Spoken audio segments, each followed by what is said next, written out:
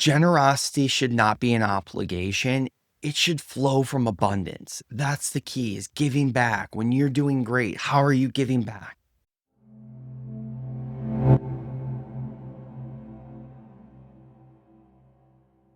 Should you donate, tithe, or should you focus on yourself first? Today, we're going to talk about generosity versus survival and when faith, values, and finances collide.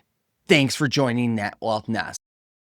So many of the people that I work with or talk to about how to build their lifestyle and get out of the paycheck to paycheck cycle, more often than not, they make a comment about how they need to figure out a way to contribute to charity in some way, shape, or form. And it could be something local in their community. It could be a nonprofit they feel influenced by. It could be a political contribution. It could be to their faith. There's a lot of different options, but many people want to be able to give back and specifically give back money to something that they feel is important to them. It does carry a little bit of emotional weight, especially for those individuals that are living paycheck to paycheck and are struggling to make ends meet or struggling to stay ahead of their bills.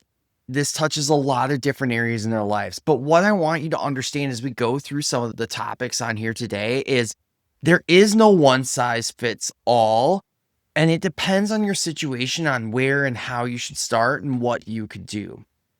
So why, when we talk about struggling with money and giving or charitable giving, why does this feel so heavy to most people? And there's a couple of different reasons. One of the biggest ones is cultural and religious expectations. If you are of faith-based, like I am, one of the things that's talked about in religion a lot is tithing, or giving about 10% of your income to the religion or faith that you believe in. Sometimes that could also be cultural, where part of the expectation in some cultures across the world is that you are giving that money to your family members that might not be so privileged. So there's kind of two different factors in that. And when you're struggling yourself or you're trying to get things figured out, that can drive a lot of guilt. And I've actually seen it handicap some people where they are giving more than they probably should, at least at the moment that they're in. And they're really kind of taking themselves out the knees where they're sometimes not even able to afford all their bills or keep their head above water without going into debt. And that's not helping anybody. There is a pressure to be generous, whether you're struggling or not. And many people feel that, especially when you get into certain times of the year. Like you think at the end of the year where the holidays and Christmas or other religious holidays come up, Hanukkah and Kwanzaa and all these things. A lot of people talk about giving gifts and giving money and giving to the church and giving to the needy and all those things. And while that's really important, and I would recommend you find a way to do that no matter what your financial situation is, it doesn't always mean the same thing for everybody. Quick program interruption. I get it. Money can be emotional, frustrating, and stressful. But if you are or plan on working on your money, you don't have to do it alone. Join our private Net Wealth Nest community for weekly mindset, practical money tips, and group accountability. Think you need a personalized plan? Check out our one-on-one coaching. And lastly, if you're an organization, school, or small business, we also run course-based financial education programs that help those closest to you. Head to our website or click the link in the description and we'll get you set up with the help that you need. There's also this fear of being selfish, especially as you start to dig yourself out of the hole that you might be in, is I'm starting to be successful. I'm starting to maybe make some moves and put some margin or put a gap between how much my expenses are and how much my income is. And I'm increasing that gap to put me in the right situation. And a lot of people feel immediately that they have to use that gap to fund other things from a charitable standpoint. And that's not always necessarily the case. Again, it's about building a foundation. And so that leads me into that stability of having that gap, having that margin truly is your foundation for your future. First and foremost, if you don't have it, you can't give what you don't have. And if you have to give, and that is going to mean that you are putting yourself in debt by either putting bills on a credit card or things that you need to survive on a credit card, or some people are taking money, you can withdraw cash from some credit cards and giving that as charity. That's just a bad place. You do not want to be doing that. Those interest rates are just outrageous. and you're not setting up future you to be in a great space where you have flexibility and some financial stability in your life. When people are doing that, I really like to explain the oxygen mask principle to people. And so what that is every time you go on an airplane, if you've been on an airplane, you know the drill. You get on the airplane, you sit down right before you take off. The stewardess will come on the overhead paging system and they will explain all the safety rules. And as they go through the safety rules, they talk about the oxygen mask, if cabin pressure drops, whatever, right? But the important part of that they cover is you always put the oxygen mask on yourself first before you help anybody else around you. Even if those individuals are children, elderly people, doesn't matter, your spouse, it doesn't matter who the person is sitting next to you, you always put on your oxygen mask first. The reason they do that is if cabin would lose pressure, there is possibility, depending on how high in the air you are, you could pass out from the lack of oxygen, which is why you need an oxygen mask, right? And so what they're telling you is we want you to make sure that you are not going to pass out, you have oxygen coming into you, and then you can go help other people. Because if you pass out trying to help somebody else out, you will both pass out.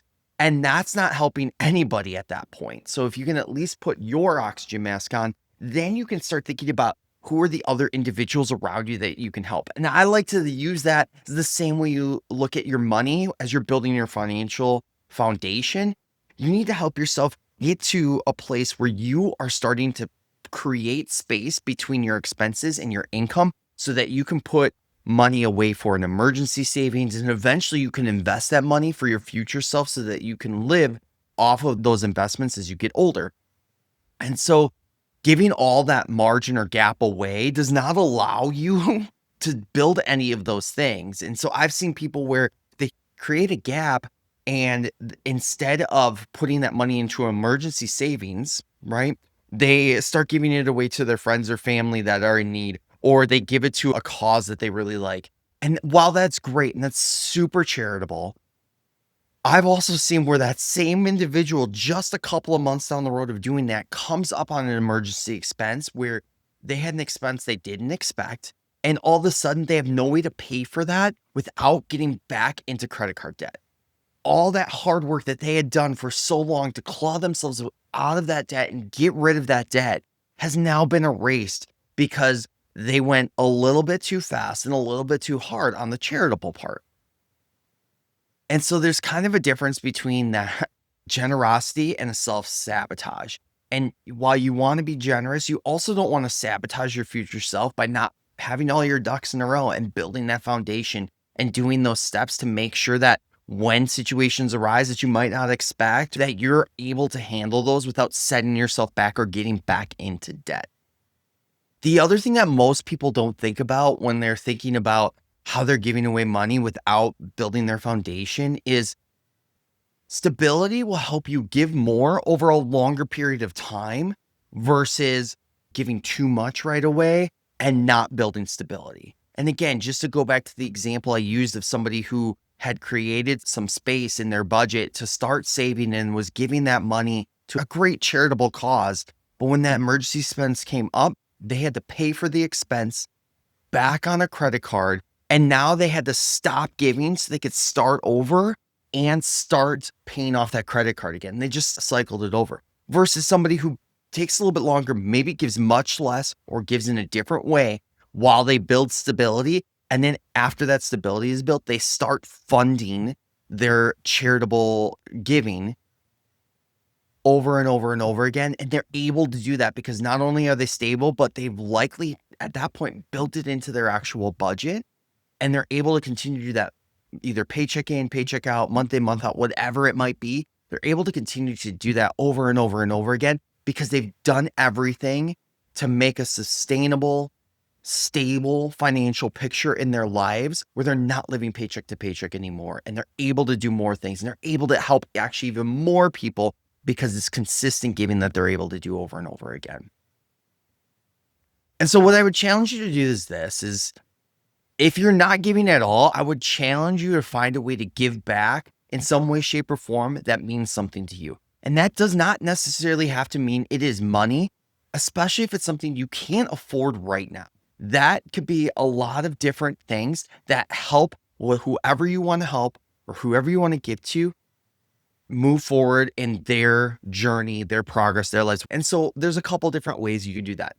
You could think about time and skill. Giving your time and giving your skills to somebody who may need them for free is a great way, if you are struggling and living paycheck to paycheck, to still give back, yet not hurt yourself and allow yourself to still continue to work on building your financial stability. Some people will try to immediately tithe, and tithe typically means that you're giving 10% of your income away. But if you can't afford to do that, or you haven't built your emergency fund and you're not at your savings and investing rate, you don't need to go from 0 to 100 once you start to build the gap. Maybe it's you start with 1 or 2% to build that into your budget and work your way up to that tithe if that is what's important to you.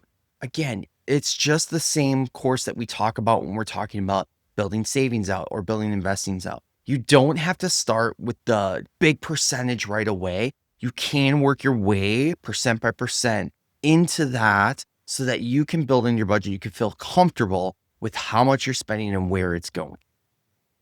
The key is just understanding that while a lot of giving and a lot of charity is financial, it doesn't always have to be. And it doesn't always have to be a specific amount or set amount. You want to work your way into it. And so a healthy way to look at this, if you are stuck right now and you are trying to work out of some financial issues that you are in, is how do you prioritize this? This is how I would look at it. There's essentials, things you need to survive and live and pay your bills on time, right? You need to take care of all those home bases first. Then there's stability. Do you have an emergency fund? Is it working towards the 3 or 6 months that you need to make sure that you have plenty of stability in your life? Then there's growth. Are you working and investing for your future self? Because your future self might not be able to make as much money as your younger self does, and you're going to need some of that money to grow and give it time so that you can use that later in life. And then the last piece is then generosity. And how do you build that into your budget? Start small and intentional. Find causes that you're really happy with, or maybe it's a faith-based cause. Maybe it's friends and family, whatever it is. There are plenty of opportunities to be generous, but find something that really brings you joy when you give it. Align it with your values, not guilt, right? What drives you? What are you passionate about? What brings you joy when you do give it away? Again, if you don't have the monetary funds to do it immediately, can you do something with your time? Can you do something with your skills? As you bring that gap larger and larger between your expenses and your income, and you're taking care of your stability and your savings, and you're taking care of your investing, like continue to review what your generosity or what your charity goals are. Are you working on that to give a little bit more? Maybe each year as you get a raise, or every 6 months as you review your budget. It's okay to walk it up a step at a time and still hit your charity goals. Generosity should not be an obligation. It should flow from abundance. That's the key, is giving back. When you're doing great, how are you giving back? And so what I encourage you is, what does generosity look like in your season of life and your specific picture? It's not the same for everybody, but the key is to find a way to do it that fits into your situation, doesn't break the future for you, and allows you to create stability in your life going forward so that you can do more down the road. Thanks for joining today. My name's Jim. Have a great day, everybody. Bye. Net Wealth Nest LLC and Podcast is an educational platform committed to providing resources and information to empower individuals on their financial journey. Please note, we do not provide financial, tax, or investment advice. All financial decisions should be made in consultation with a qualified professional who understands your unique circumstances. Seeking personalized advice is a smart and necessary step before making any major financial commitments. Thanks so much for joining us today. If you found value in this episode, please like and subscribe to our YouTube channel, Net Wealth Nest, and leave us a review on your favorite podcast platform. We read every comment, and they help us improve and guide what topics we dive into next. And hey, if something you heard today resonated with you, don't keep it to yourself. Share it with a friend, a family member, a coworker, your barber, your barista, even a stranger in line. You never know who might need this message. Remember, building net wealth is a journey, but you don't have to do it alone. Stick with us, and together, let's grow your net wealth nest.